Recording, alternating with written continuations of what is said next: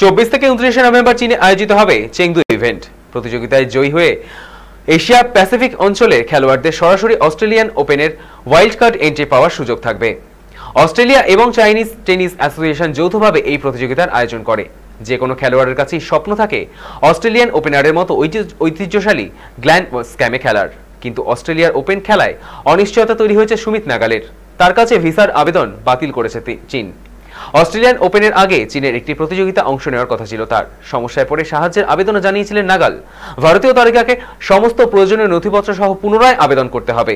এ নিয়ে সুমিত নাগাল একটি ভিসার আবেদন পোস্ট করেন। পোস্টে তিনি চীনের ভারতের প্রতিনিধি এবং নয়াদিল্লিতে চীনা দূতাবাসকেও ট্যাগ করেছিলেন। বৃহস্পতিবার অবশেষে নাগালের আবেদনে সাড়া দিয়েছে চীন। দেশটির বিদেশ মন্ত্রকের মুখপাত্র লিনজিয়ান জানান, আইন ও নিয়ম মেনেই ভারতের সমস্ত খেলোয়াড়কে ভিসা দেয় চীন। তার আশা, সুমিত ভারতের অবস্থিত চীনা দূতাবাসের নিয়ম মেনে সময়মতো আবেদনপত্র জমা দেবেন।